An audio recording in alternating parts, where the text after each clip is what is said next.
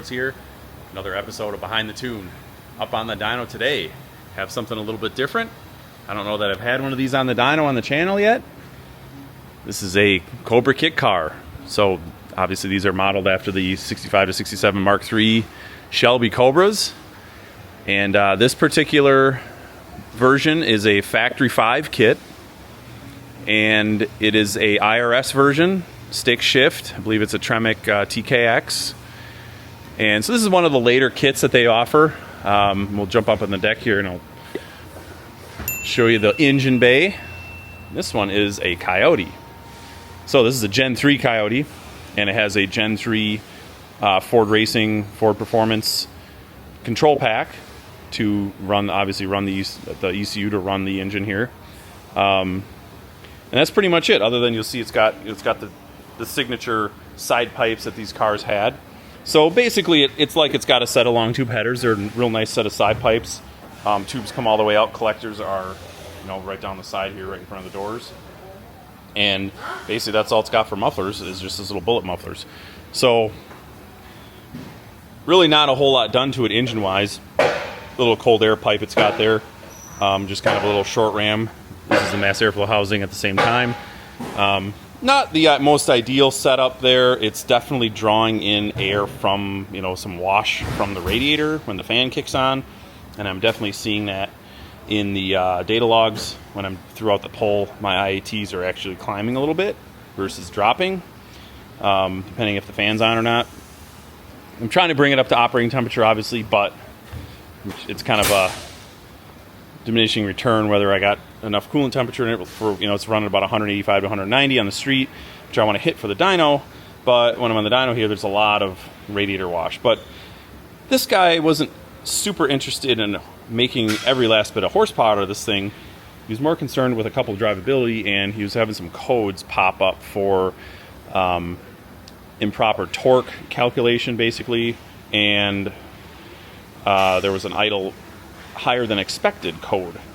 And a couple things I had to switch around on the PCM. He does not have an input speed coming into the engine computer, so that can make the idle on the Gen 3 control packs. It can make the idle do some wonky stuff sometimes, because when you're off the throttle coasting and the PCM does not see any speed, but it sees you off the throttle, and it's the RPM hanging because you're coasting down in gear, it's thinking it should be at 780 or whatever the desired RPM is, but it's at 2000 RPM. And so it's trying to shut the throttle down to try and pull the timing to bring the RPM down, because it's not knowing the car is even moving.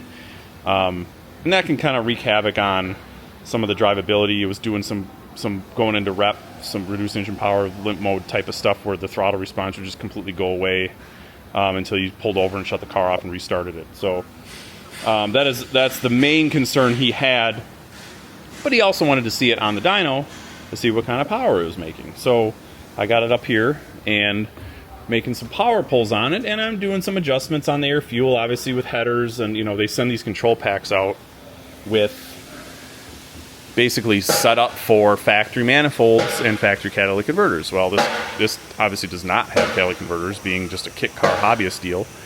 And being modeled off of a 67 vehicle, doesn't need cats. So this is where I'm at so far. I'm going to bring up, and I should have probably done this before I started the video here, and I usually kind of just jump into these videos right off the bat, but that's basically one of my best runs. I think I might have had one that was a little higher, but that's probably the best one so far. 424. This is 91 octane, so just pump premium. That's the easiest to get around here. So you can tell it's obviously got the typical kind of Gen 2, Gen 3 Coyote kind of pulse tuning waves that go on in the power curve when you're doing these NA Coyotes. If you were running E85 on these, you can kind of smooth those out. But this is just pump gas. This is just something he cruises around in. Extracting another 5 or 10 horsepower with different fuel, or E85 making 20, we could probably get it to 450. He's not concerned with any of that. He just wants it to drive nice, and not have those codes pop up. That was the big thing. So I'm going to do one more pull on it. We'll take a video of it, and we can take a look at the data log, see where I'm at. But yeah, I just wanted to share this one with you guys. This is a pretty cool little deal. He's had it back a couple times for those drivability codes, and we have a really hard time duplicating it. So I have yet to have it happen while I have my scanner hooked up, the HP Tuner scanner. Every time I drive it, it doesn't happen. He leaves the parking lot, and it happens a mile down the road. It's one of those types of things. So he this time he just dropped it off with us. He did want it on the dyno. I told him, hey, I'll do some tricks with the idle and the idle speed. I may just have to resort to just shutting those codes off completely, and that is maybe where I go with it in the end. But we're gonna drive it around. Obviously, I'm doing the dyno portion here. I'm gonna drive it around somewhere in the street. We just had a rainstorm blow over, so not really a car you drive in the rain, obviously. So I might get back on the road later this afternoon. But for now, let's do one more pull, and we'll take a look at a final number. Car's kind of cooling off a little bit. I'm actually gonna try a pull with right before the thermostat opens to see if I can get the cold air, the intake tube, to not draw in that radiator fan wash, that hot radiator air, and maybe we'll make a few more horsepower up at the top end. But again, not super concerned with that. This is looking really good for now for just pump gas. So make one more pull on it, and we'll take a look at the final and take a look at the data log.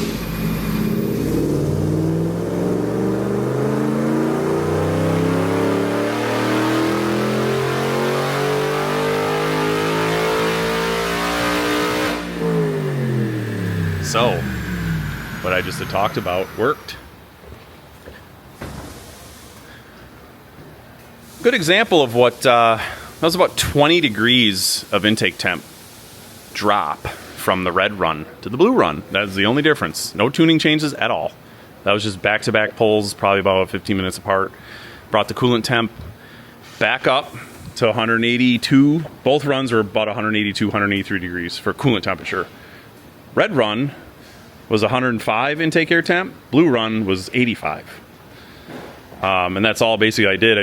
I actually ran all 4 fans here. I have this fan cart we made for the dyno, and I turned the top 2 on, which then blows air kind of across, and was blowing some colder air at the intake. Now I know that's probably not real world, but I was just curious because it is catching a lot of, typically in a Mustang, you have an airbox, and you have some kind of snorkel off the airbox that either comes into the grill or into the fender. Most modern cars have something like that. So this just having an open element filter just kind of floating here in the intake or in the engine bay, it's just sucking in radiator, sucking in a lot of hot air. So I was just curious to see what kind of pickup, what kind of gain we would see.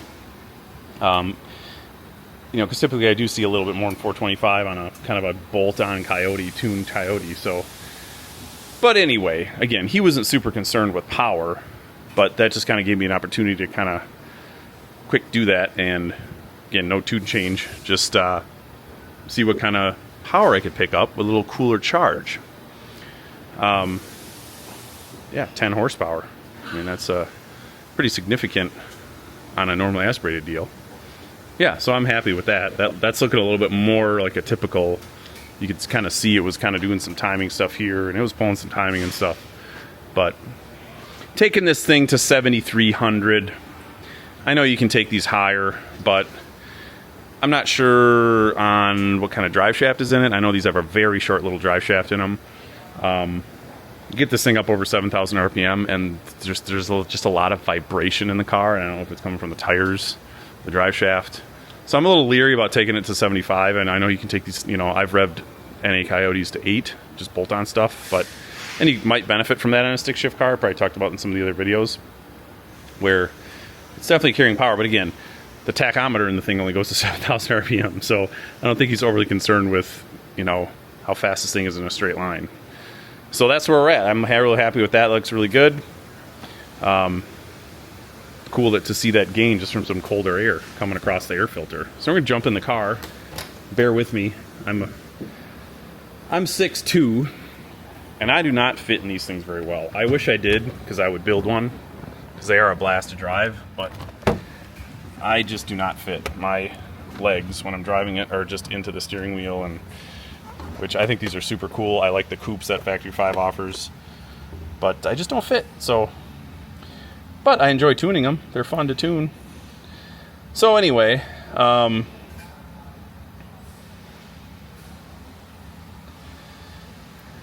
just kind of looking over some of the stuff here. Looks like I was kind of chicken-footing at the top there.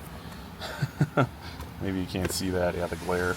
My foot was coming off the throttle because I was about ready to pull up on the throttle, and my foot was stuck on the brake pedal during the pull, and I kind of panicked, but that didn't really affect the throttle opening at all. So anyway, air fuel. Again, Coyotes.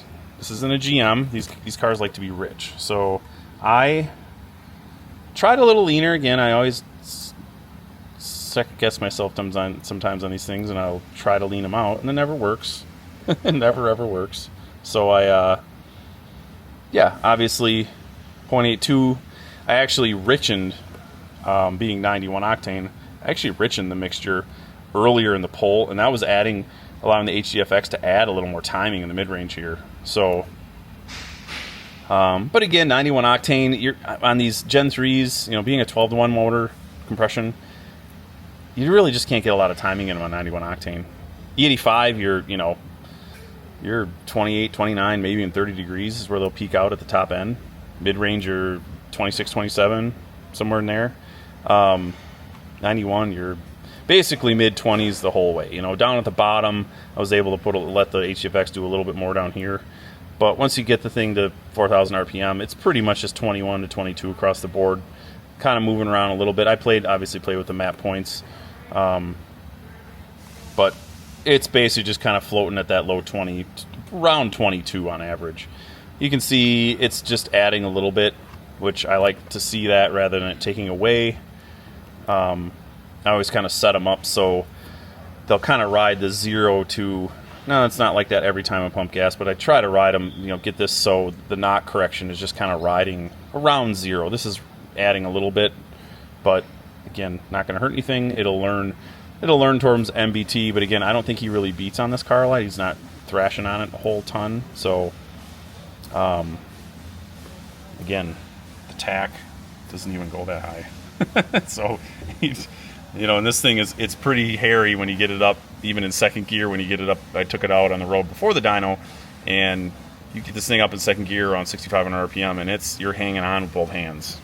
Because if it breaks loose on you, this short little wheelbase it's a handful. But it is fun. Like I said, it's fun to drive. I really wish I fit in these things because I would probably build a coupe, the Type 65 coupe. So anyway, everything else kind of standard. Being a bolt-on Coyote, we're not changing the strategy around a whole ton. So just kind of optimizing. I did actually have to take some fuel out of the MAF curve on this. It was pulling about 10%. Pretty much anything under 120 microseconds of frequency on the MAF, it was pulling. So you can see here now it's pulling. It was pulling a lot. Now it's pulling, 3-4%. That's usually where I like to see it. And again, this is being closed loop. It's gonna learn all this stuff every time you flash it. It resets all that stuff. So I just like to see it close, pulling just a little bit. So the default is a smidge rich, because that's on the safer side than lean. We're just trying to add, so there's a little bit of a margin there. So yeah, that's looking good. Spark is pretty much where, as much as I could get in it. I pretty much left the MBT table stock. I did add a little bit to those up the top end. I usually zero out like the lambda modifiers for MBT and borderline. I know a lot of other tuners do that too. Those are more for, if you're coming in and out of cat enrichment and all the different stuff that the emissions 2018 on up Mustang would be doing, which this doesn't have. So we can modify a bunch of this stuff, and I'll even modify this stuff on a bolt-on Coyote car, a 2018 or even a Gen 2 car. So, borderline table, I was modifying some of the upper map points where you're getting into wide open throttle. Pretty much, it's an IMRC, still using map point 14 and up for IMRCs open, just like a typical Gen 3 Coyote. I did modify the MBTs just a little bit, kind of smooth the curves out. I like trying to get the curve, kind of where it wants to naturally be, like I said, where, I know that as it jumps through map points, sometimes the timing can get kind of the way Ford sets it up. remember, Ford engineers and calibration engineers a lot of the time aren't hand building this stuff. They're using like MATLAB or Simulink softwares that will build these tables, and sometimes they're not perfect, but they're good enough for production. So I know me, and I know a lot of other professional tuners will go through and smooth a lot of that stuff that those simulation softwares kind of, the jagged edges and rough edges that they leave behind when they're done calibrating these things. There's a lot of that stuff you can kind of smooth out. I'll do some of that stuff, you know, on Fords, GMs, Dodges, everything. And then obviously mass airflow. You know, there's a mass airflow, the mass airflow curve. This being a mass airflow car, that's the primary. It's looking at that. It's all, you know, obviously these also have a speed density model. I didn't do anything with that, just being stock cams, you know, just basically headers. So not a lot of didn't do anything to change any of that. Some of the torque management I changed, obviously remove like the drive shaft speed limiter and exhaust component protection.